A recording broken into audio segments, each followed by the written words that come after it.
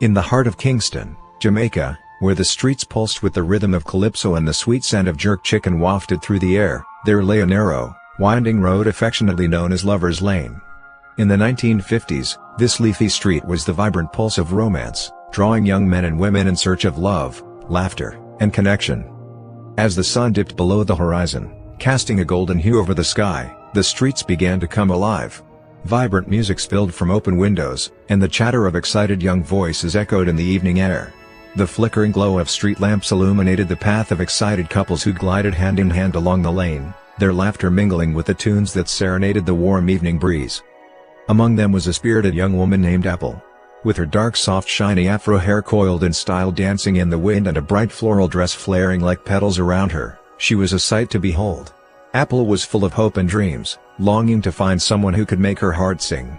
That very evening, she had decided to visit Lover's Lane.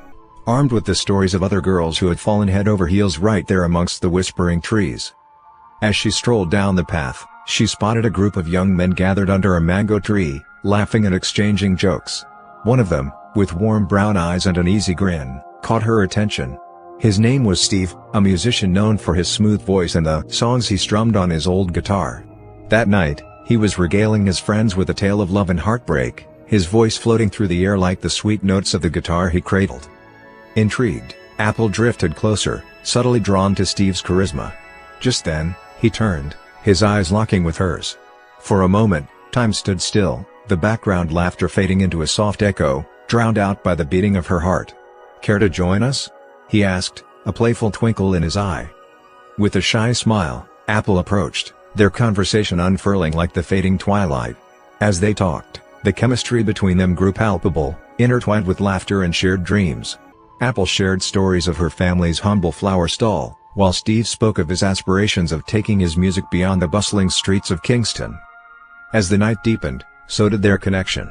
Other couples intermingled around them, some dancing slow to the music that floated from a nearby gathering, while others simply enjoyed the intimacy of whispered secrets and sweet nothings exchanged under the stars.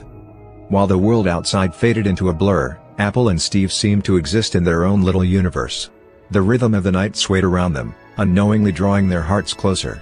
Just as Steve leaned in to strum a soft melody, the night air thickening with promise, a sudden crack of laughter echoed through Lover's Lane, signaling the arrival of a lively group with true and tambourines.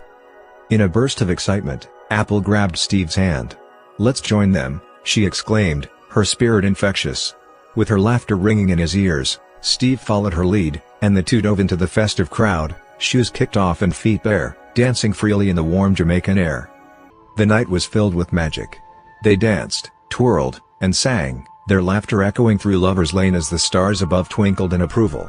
The world was at their feet, and amidst the revelry, Steve realized he had found a muse in Apple, and she saw him as the composer of her new story.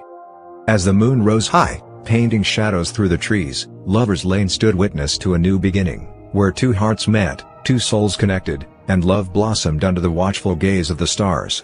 Together, they were swept into the romance of the moment, a dance under the moonlight, a sweet serenade of young love on a magical Jamaican night.